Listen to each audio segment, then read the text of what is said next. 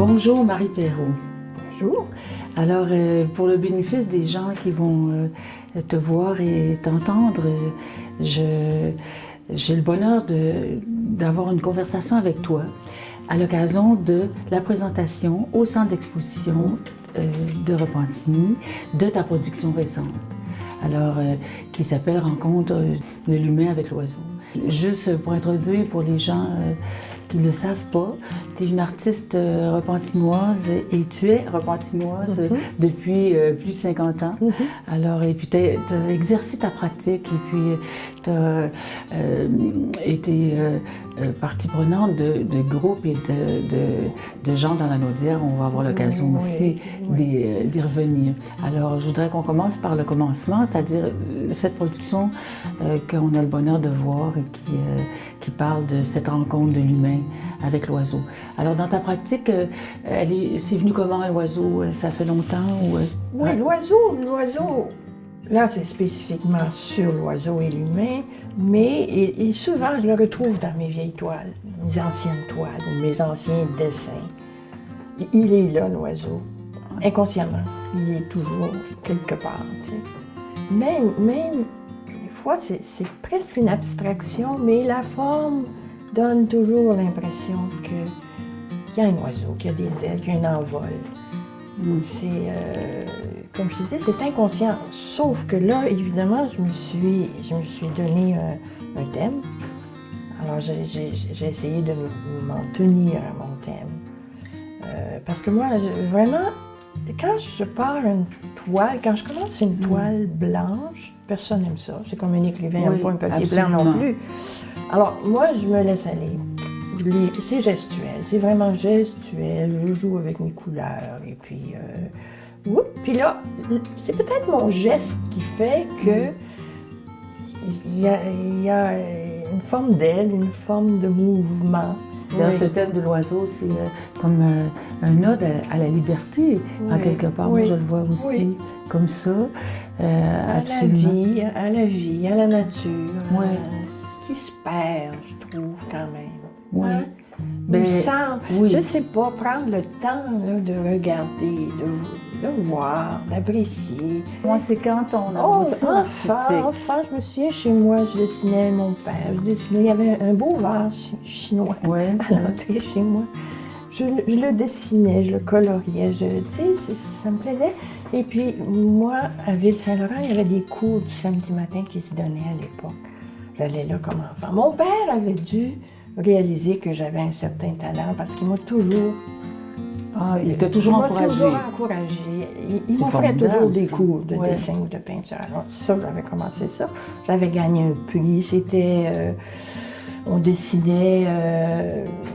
comment on dit? Les herbes et les plantes et tout ça. Oui, c'est ça. C'est comme une approche naturaliste. Oui, c'est ça. J'avais gagné un prix avec cette chose-là. Ensuite, à la petite école, on dessinait des châtelets. Oui, mais moi, je me rappelle du cours du vendredi après-midi. Oui, je faisais des on mettait le chapelet sur le papier, puis on fait... Ensuite, beaucoup plus tard, là, quand je suis allée pensionnaire au collège, j'avais eu la chance d'avoir une religieuse qui avait fait ses beaux-arts. Ah, parfait, c'est merveilleux. Oui, j'ai eu la même chose que toi. Oui. Bon. Merveilleuse. Oui, l'approche était différente. Complètement. Et puis, il devait être comme un oasis pour toi. Oui, je comprends. J'étais heureuse quand j'étais dans ce local. Puis je me souviens, on avait... ces pauvres religieuses. Oui. Tu sais, j'avais fait une ballerine. Évidemment, pas de mort. Oui. Et la directrice était venue voir. Oh non, mademoiselle Perrault, il faut rajouter une petite manche. Tu te rends compte? Ensuite, quand j'ai fini mon cours, j'ai demandé à mon père de revenir. Justement apprendre littérature et peinture, parce que je n'étais pas très heureuse chez moi. Alors j'ai fait ça, j'ai fait un 6 mois de plus après mon cours l'année suivante. Et en revenant chez moi, je voulais toujours rester dans ce milieu-là. Alors, je suis allée à une école de dessin publicitaire en pensant gagner ma vie avec ça. C'était une école sur le Green en anglais. J'ai fait ce cours-là. Puis là, j'ai rencontré mon amour, mon mari.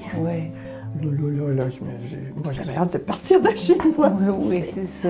Oui. Alors, j'ai pas travaillé en dessin publicitaire. Je me suis mariée, j'ai eu mes enfants, mais quand même, tout le temps, je prenais des cours des ateliers. Oui. Mais en fait, ce que tu es en train de me dire, c'est que jamais tu as arrêté de te former, en fait, mais surtout d'avoir ce lien privilégié avec, avec le travail artistique. Oui, c'est ça. Oui. C'est en toi et puis je recherchais ça tout le temps. Je recherche encore. Tu sais. Il y avait André Lachapelle ici, à l'école secondaire, qui donnait des cours de dessin. Bon. Alors, je suis allée là.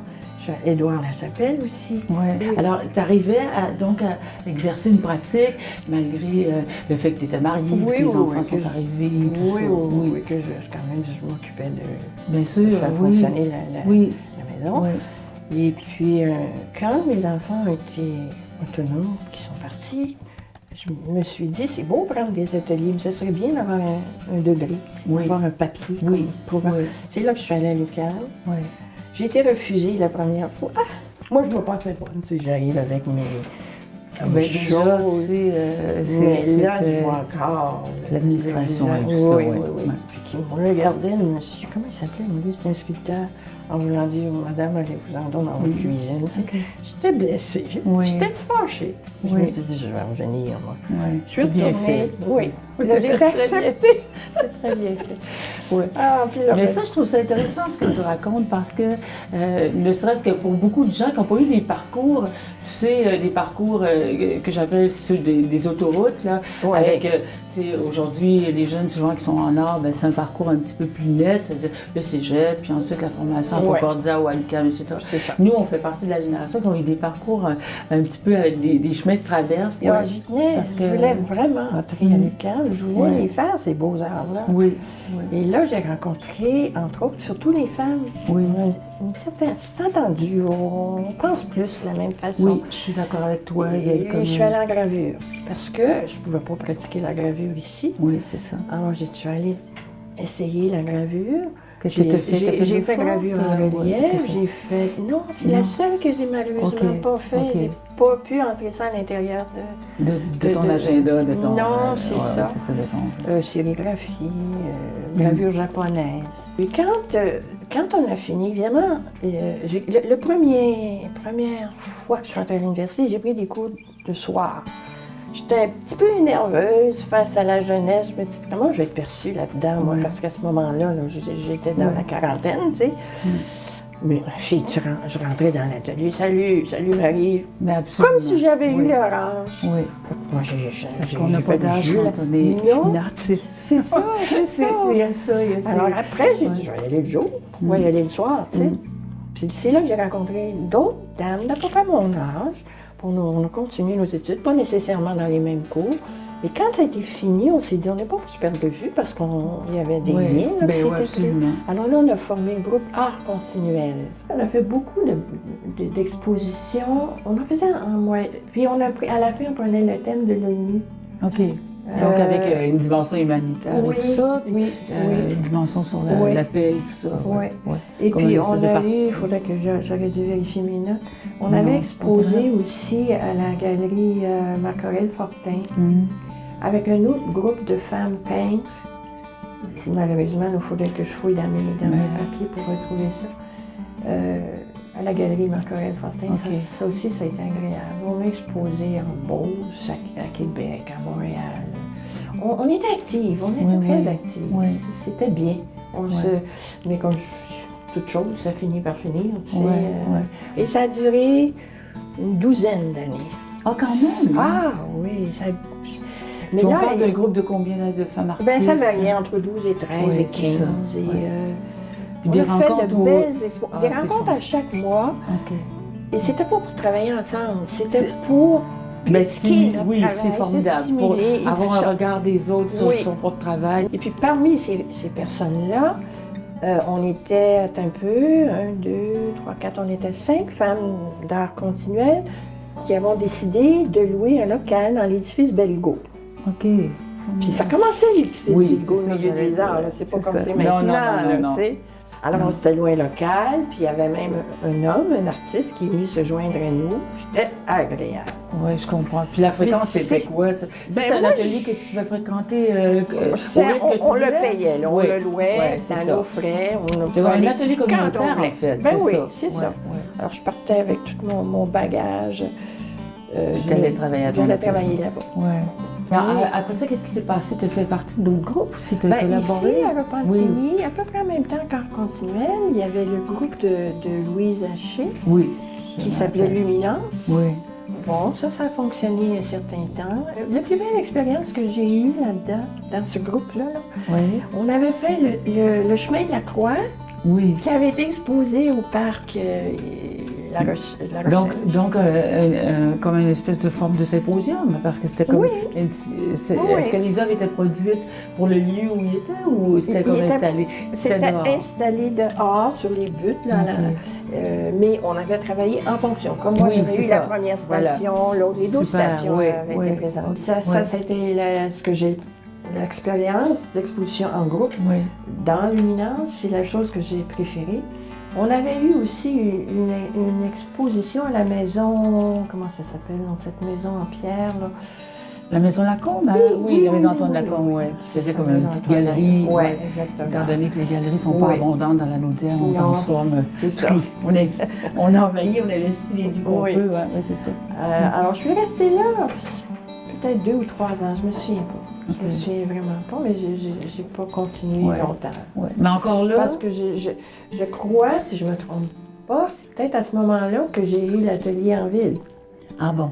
Belgo, mais là, les années, je peux me tromper. Peu importe. Moi, ce que je trouve intéressant dans tout ça, c'est de voir aussi que malgré la pratique d'artiste qui est solitaire, on ne se le cache pas, c'est vraiment un acte qui est très, très solitaire. On disait tout à l'heure, tu n'amènes pas tout le monde dans ton atelier. Puis surtout, tu n'amènes pas ce que les gens vont penser. Non. Donc, il y a vraiment comme un travail de dégagement à faire. Mais le besoin quand même d'être avec d'autres artistes, c'est important. Oui. Et puis là, c'est enrichissant. Et comme je dis toujours, on est sur la même longueur d'onde. Oui, c'est ça. Bien, absolument. C'est-à-dire, il y a un langage. Il y a un langage, c'est ça. Il y a un langage qui correspond aussi à une réalité, pas une pratique, pas à une vérité. C'est ça.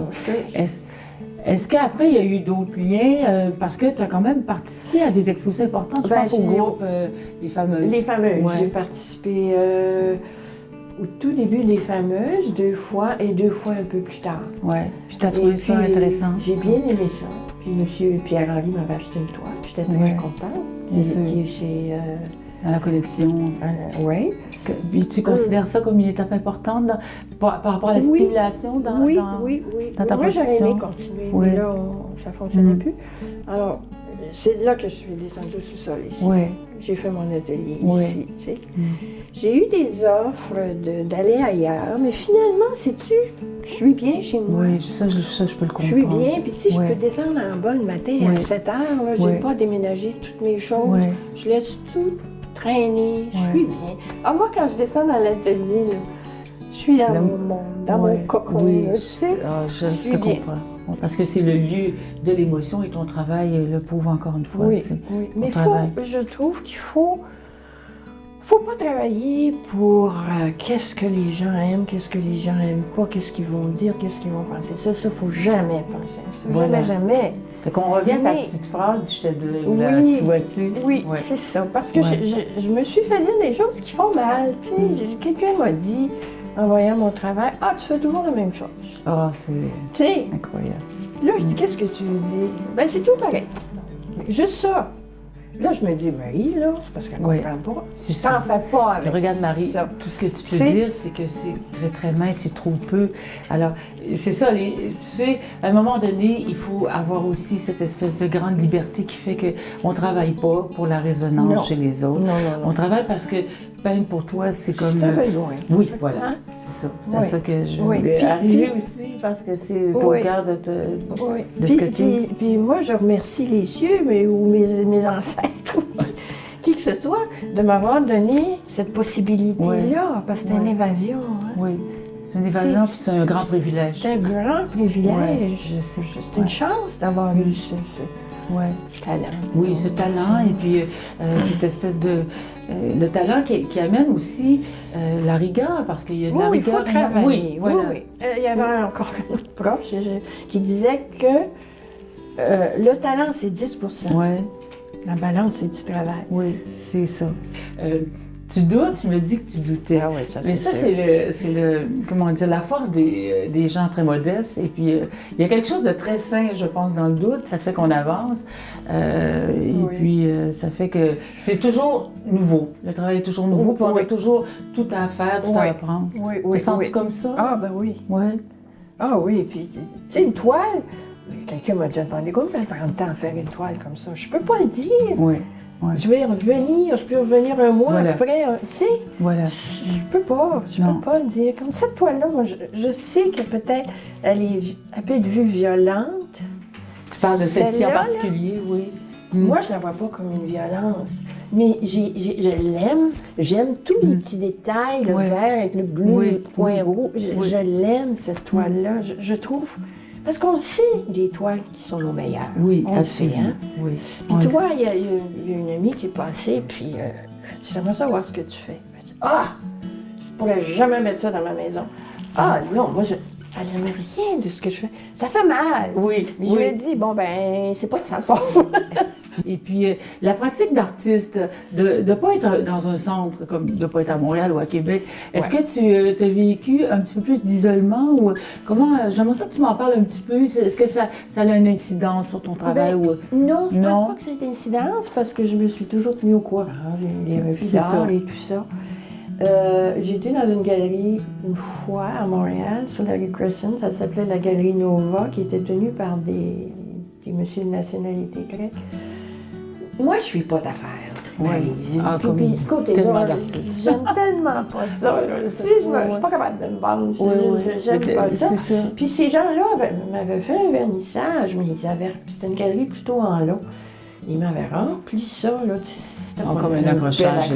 C'était commercial. De toute façon, elle a fermé ses portes. Ça n'a pas été long, cette galerie-là. Par rapport au travail de construction, je voudrais qu'on aborde juste rapidement l'acrylique. Parce que tu as vraiment choisi dans ta production. Définitivement. Oui. J'ai fait de l'huile.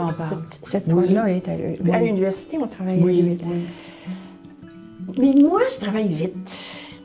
Puis j'aime ça revenir, embarquer. Tu peux pas faire ça à l'huile, il faut attendre que ça sèche. Puis... Non, moi, j'ai pas le temps. Oui, j'aime fou, ça. Non, c'est pas fou du tout. C'est parce que j'aime tellement ça, comment tu l'exprimes, puis c'est tellement vrai qu'on choisit son médium, on choisit quasiment moins son amoureux que les médiums. Parce que les médiums, ils sont liés à la pratique, puis la pratique, c'est nous. C'est très important, cette histoire d'acrylique, parce que ce que tu en fais, c'est comme si tu faisais chanter le médium. Et puis, le médium est vraiment au service de ton image, dans cette histoire de rapidité. Et puis, parle aussi, j'aimerais ça que tu abordes même la manière dont tu travailles, c'est-à-dire la superposition, Ben, moi, comment je te dirais, non? Premièrement, sur ma tablette, au départ, j'ai jamais plus qu'une ou deux couleurs. Ça, c'est mon départ, c'est mon geste. Bon.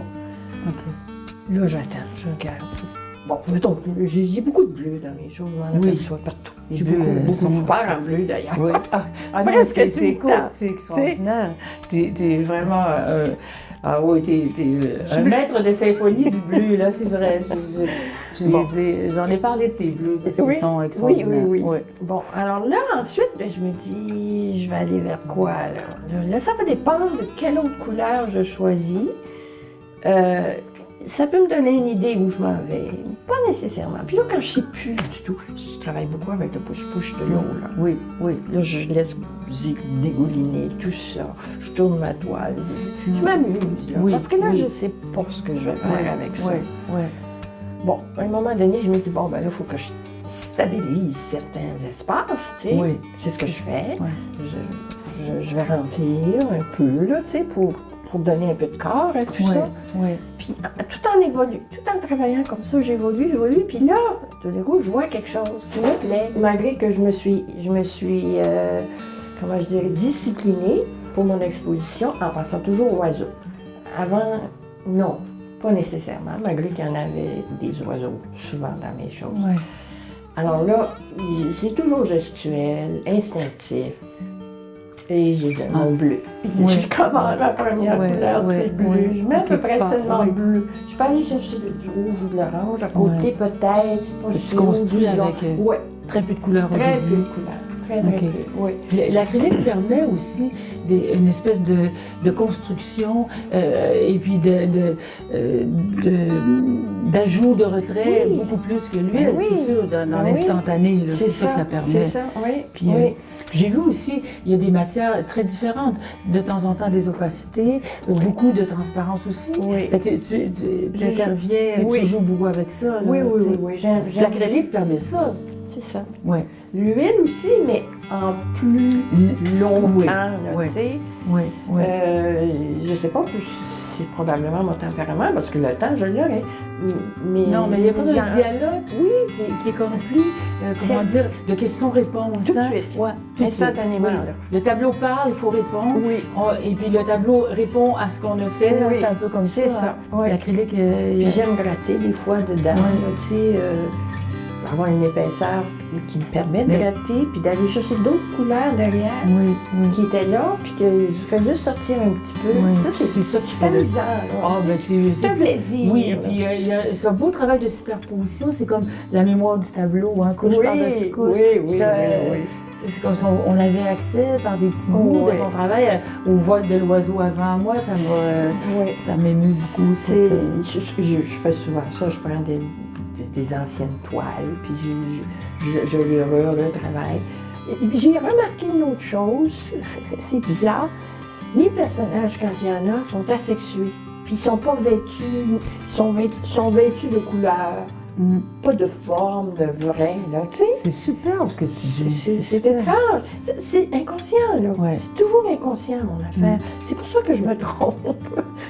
Peut-être que je réfléchis pas Ouais. assez, je Oh, sais non. pas. Non, ça fait que j'aime bien cette histoire de personnages asexués, notamment dans. Mais moi, ça fait longtemps que je la remarque dans ton travail parce que c'est l'humain. J'en viens à cette dimension Globalement. qui est comme une espèce de Ouais. fil qui relie complètement tout ton travail. Il n'y a pas de sexe. Alors, il y a de l'humain, par contre. Oui. Alors, tu sais, l'humanité n'a pas de sexe. Hein? Non. On est homme, femme, enfant, C'est ça. jeune, vieux, tout confondu. Oui. Et puis, on le sent, ça. On le sent dans Ah ton oui, travail. Oui. Ben oui, parce Ben, que je suis contente souvent, parce des silhouettes, souvent, je suis d'accord avec toi, ils sont, tu as dit quelque chose de très beau. Ils n'ont pas de vêtements, ils sont habillés en couleur.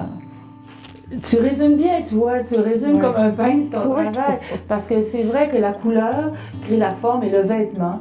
Et puis, c'est pour ça que ce dialogue avec l'oiseau, dans toute ta dernière production, c'est très riche. Parce que moi, j'y entends le chant de l'oiseau, j'y vois aussi notre lien difficile, souvent avec la nature, avec la vie, avec...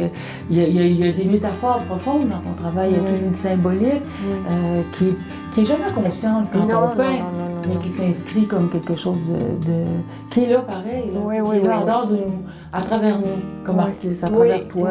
oui. Tu sais, puis... Mais je suis contente parce que tu mets en parole ce que je vis, sans le savoir. là. Mais tu mets en parole ce que je t'écoute, là, puis c'est ça. C'est vraiment ça que je ressens, que je vis, que je peux peut-être pas m'exprimer. Et toi, tu le fais pour moi, je t'en remercie. Non, on le fait C'est ensemble. vraiment- Ouais. C'est une vraie conversation. C'est une exposition majeure dans ton travail, pas à cause de l'iconographie qui vole d'un tableau à l'autre, là, qui crée vraiment une cohérence inouïe. La palette aussi, le vocabulaire plastique et la maîtrise de ton vocabulaire plastique. Et puis, je suis... et ça m'amène à cette question, Marie Perrault, qu'est-ce qui va se passer après? Comment tu vois là là. l'avenir comme femme et comme artiste? Et puis, J'ai un gros point d'interrogation. Là, je me dis, là, j'ai été stimulée, j'avais un but. Là, il va falloir que je me donne un autre but. Parce que j'avance en âge, hein, faut bien que je le dise.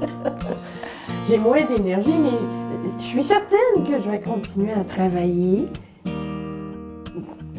Comment, sur quoi, je ne sais pas.